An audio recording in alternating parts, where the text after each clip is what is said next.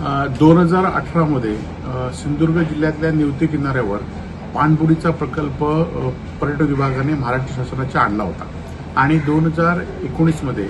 उद्धवजी ठाकरे जेव्हा मुख्यमंत्री झाले त्यासाठी बजेटमध्ये तरतूद केली होती आणि ही बजेटमध्ये तरतूद अर्थसंकल्पीय भाषणामध्ये सुद्धा त्यावेळी मागच्या सरकारमध्ये अर्थराज्यमंत्री सिंधुदुर्गचे पालकमंत्री दीपक केसर होते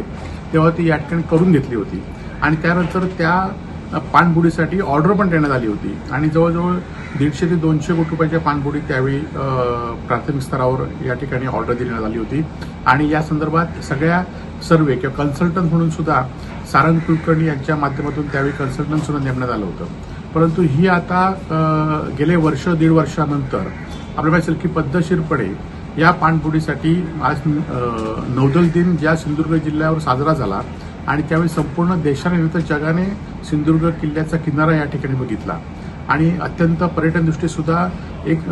जगाच्या नकाशावर नाव मालवणचं जात असतं, सिंधुदुर्ग जिल्ह्याचं नाव जात असताना हा प्रकल्प मात्र आता पद्धतशीरपणे जे चांगले प्रकल्प आहेत ते गुजरातला नेण्याचा जो गुजरात शासनाचा आणि केंद्र शासनाचा डाव आहे आणि तो डाव आता त्यांचा दिसून आलेला आहे आणि यावेळी सिंधुदुर्ग जिल्ह्यातले 3 मंत्री या राज्य सरकारमध्ये आहेत, एक केंद्रीय मंत्री केंद्र सरकारमध्ये आहे। असं असताना हा प्रकल्प नेणं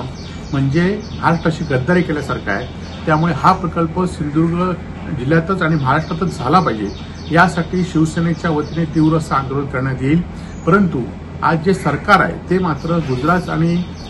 केंद्र सरकारच्या मोदी आणि शहांच्या ताटाखालची मांजरं आहेत, हे लोकप्रतिनिधी आहेत, हे मात्र निश्चित या ठिकाणी झालेलं आहे।